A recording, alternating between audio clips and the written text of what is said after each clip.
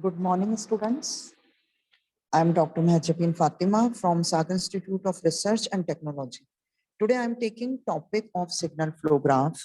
So this is a numerical obtain transmittance of the given signal flow graph SFG using Mason's gain formula. So this SFG is given here, you can see. Now we have to apply the Mason's gain formula for the calculation of the transmittance. So T is equal to summation K equal to 1 to infinity Pk delta K upon delta, where this Pk is forward path, delta K is path factor, and delta is graph determinant.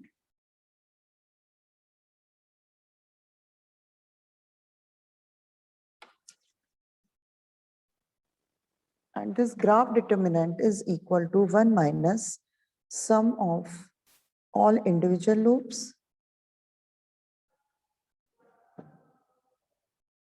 loops plus sum of product of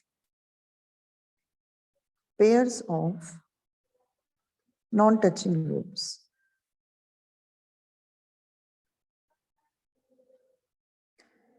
Minus and so on, sum of product of triplets of non-touching loops and so on. So this is the formula of the Mason's gain formula for the transmittance. Now, first of all, we find forward path, then path factor. So first step is calculation of forward path. That is Pk. So see in the diagram how many forward paths are possible. Forward path means the system is having the straight path from input to the output, that is from R to C.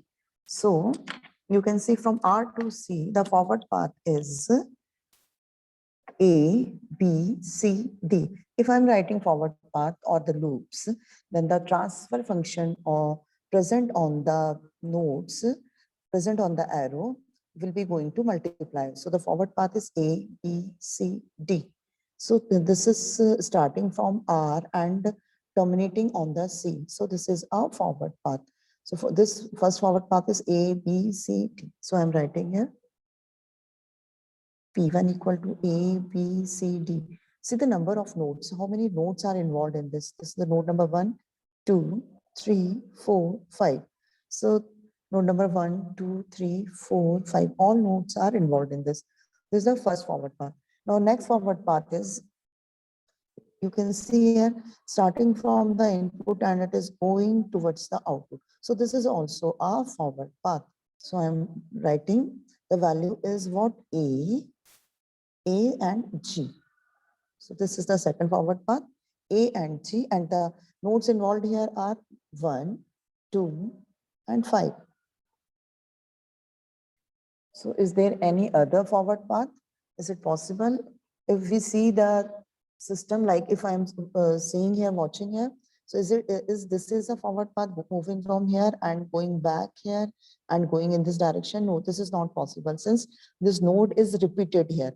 So the repetition of nodes are not allowed in the forward path. Similarly, if I'm watching this and going back from here and going to this side, no, this is also not possible. Again, this path is repeated. So this node is repeated. So this is not possible in forward path to take the repetitive nodes. So only 2 forward paths are possible. So now next is loop calculation.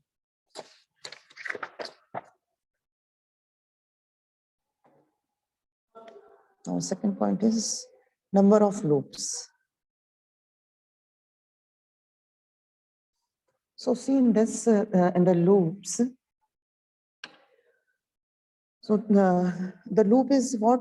The loop is the starting from the node and going to terminate on the node. Like here you can see this loop is starting from this point and coming from in this direction and going back to this node. So this is our loop. This forms our loop. So L1 I'm writing here C multiplied by E. The transfer function will be going to multiply, and loop forms with the help of nodes, and loop means if it starts from a node, then it should terminate on the same node. So C, E. So nodes involved are 3 and 4. Second loop is, you can see this loop is starts from here in this direction and coming back on this node. So this is also a loop.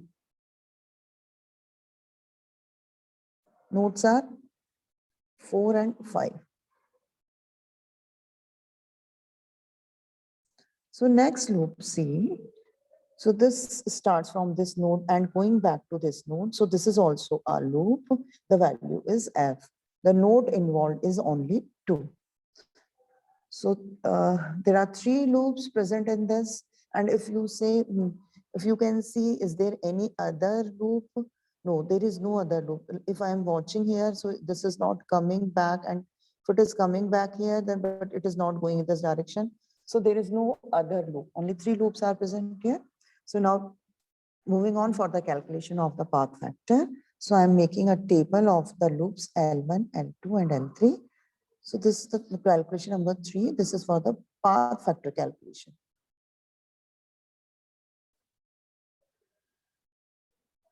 For this, I am writing node numbers. Node number 3 and 4. They have 4 and 5, and then node number 2.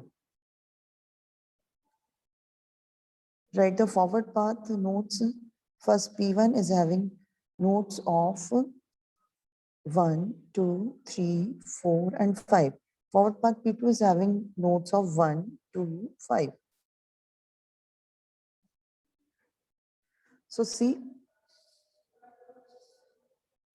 so what am I going to do? I'm going to do calculation for the predictive path factor delta 1 and delta 2. Since 2 forward paths are available, so 2 path factors are required to calculate.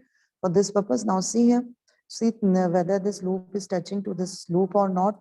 If how it is touching, for this purpose, I'm watching whether the nodes are same or not. Like L1 is having node number 3 and 4, whether the path factor P1 is having node number 3 and 4. Yes, this path factor is having the same number of nodes, like 3 and 4. If any node, any one node is present, if any one same node is present in path, then that loop is touching the forward path. So see here, the in the from loop L1, the L1 is touching P1 since the node 3 is present here and node 4 is also present here. So this loop is touching forward path P1. So see now, see whether this loop L2 is touching forward path P1 or not. See, any node is present, any same node is present between L2 and P1. Yes, node number 4 is present, and here 5 is also present. So L2 is touching P1. So I'm writing it right. Now whether see whether this is touching or not. Yes, 2 is present in forward path P1. So L3 is also touching P1. So all the loops are touching forward path P1. So the delta 1 is equal to 1.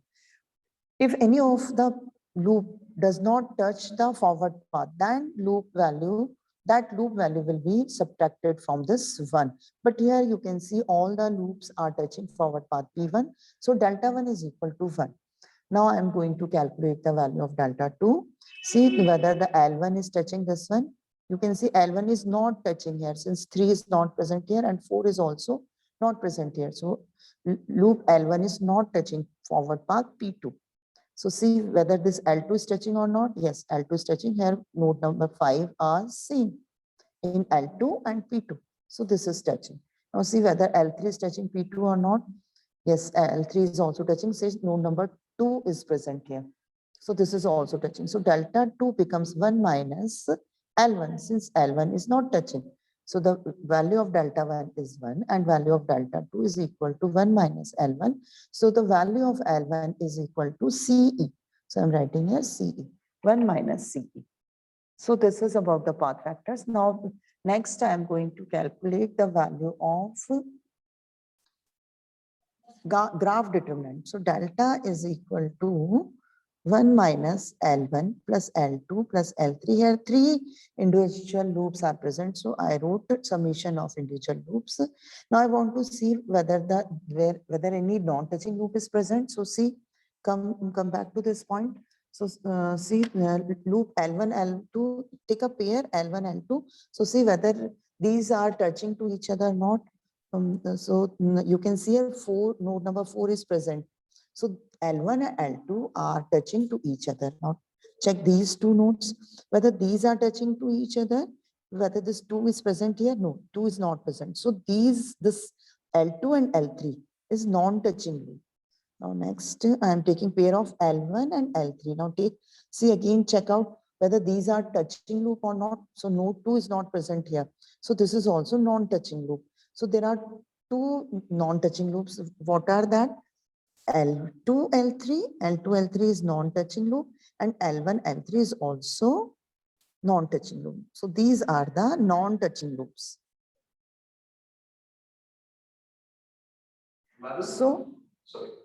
So you can see here. So these are the non-touching loops. So what we have to do in the graph determinant, we have to take the summation of the product of pair of non-touching loops. So do the summation of product of pair of these loops. So I'm doing L1, L2 plus L1, L3. This is L3. So delta is equal to how much? Delta is equal to 1 minus the value of L1 is CE, value of L2 is DH, value of L3 is F, plus value of L1 is CE, value of L3 is F. Substitute the values here. Substitute the value of loops. This is L2. This must be L2. So L2 is DH. CE, L3 is F. So this is the graph determinant. So the transmittance is equal to delta of summation of k equal to 1 to infinity pk delta k upon delta. So we are having two forward paths. So I can write k equal to 1 to 2 p1 pk delta k upon delta. So this is equal to P1 delta 1 plus P2 delta 2 upon delta. Now substitute the values of P1 delta 1, P2 delta 2 and delta. So P1 is how much? The value of P1 is A, B, C, D. This is value of delta 1 is 1. Value of delta 2 is AG and value of delta 2 is 1 minus CE. Divided by delta is how much? 1 minus CE plus DH plus F plus DHF plus CEF. So this is the answer. This is the transmittance.